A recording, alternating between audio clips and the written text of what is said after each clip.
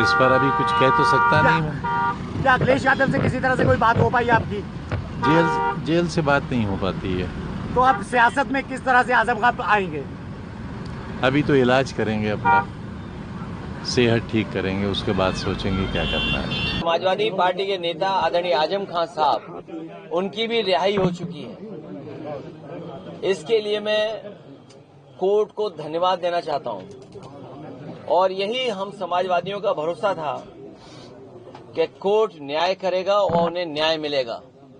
हमें उम्मीद है कि आने वाले समय में एक भी झूठा मुकदमा या इस तरह का सरकार जो लगातार भारतीय जनता पार्टी की और वहां का विधायक, खासकर जो रामपुर का विधायक, वो भारतीय जनता पार्टी के लोग मिलकर के और एक ऐसा अधिकारी जिसको एक्सटेंशन पे एक्सटेंशन पे एक्सटेंशन पे एक्सटेंशन पे एक्सटेंशन, कम बोला है मैंने, लगातार मिला है, वो अन्याय नहीं करेंगे।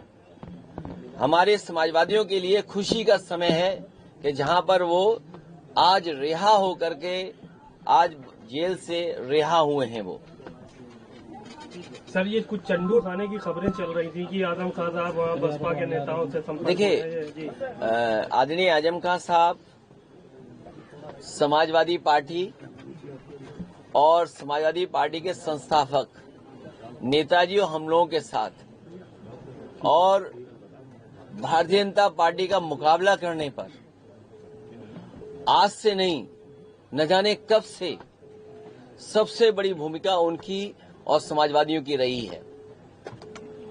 और आज तो इतना खुशी का ये भी समय है कि जब आज मैं इन लोगों से मिलना हूं, जहां एक पुरानी जगह पहुंचे, वहीं पर उन्हें भी आज ही न्याय मिला है।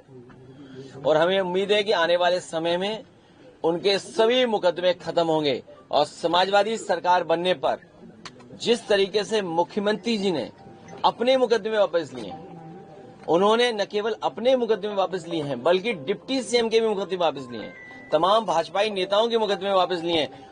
समाजवादी सरकार बनने पर जितने भी झूठे मुकदमे लगे हैं आदरणीय मोहम्मद आजम खान साहब पर, वो सब वापस लेने का काम सरकार में होगा। खाली आजम खान साहब के या फिर तमाम ऐसे लोग और भी हैं जिन पे नहीं, जो जिन पत्रकार साथियों पे भी झूठे मुकदमे लगे हैं उनको भी छोड़ा जाएगा।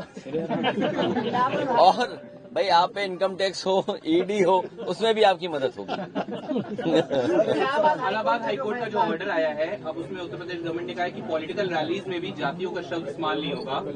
किस तरह से फिर आगे रैलियां होंगी? बताओ, सरकार अब जागी है जब स्वजाति लोगों को, वर्चस्ववादी लोगों को और ताकतवर लोगों को हर जगह बैठाया हुआ है। अगर आपका चैनल उन्हें सही चलाना है तो हो सकता है उस चैनल का हेड भी हटा दें।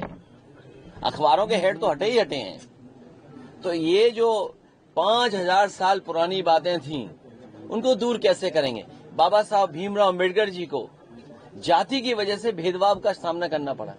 एनिमिलेशन ऑफ कास्ट उनकी जो किताब है, निबंध है, ऐसे वो पढ़ने लायक है कि किस तरह जाति के आधार पर भेदभाव हुआ है, लोग अपमानित हुए हैं।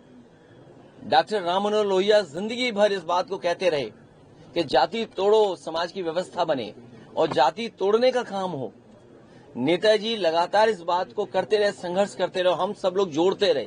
कभी बहुजन समाज के नाम पर हम सब लोग जुड़े एक साथ, और आज भारतीय जनता पार्टी पीडीए से घबरा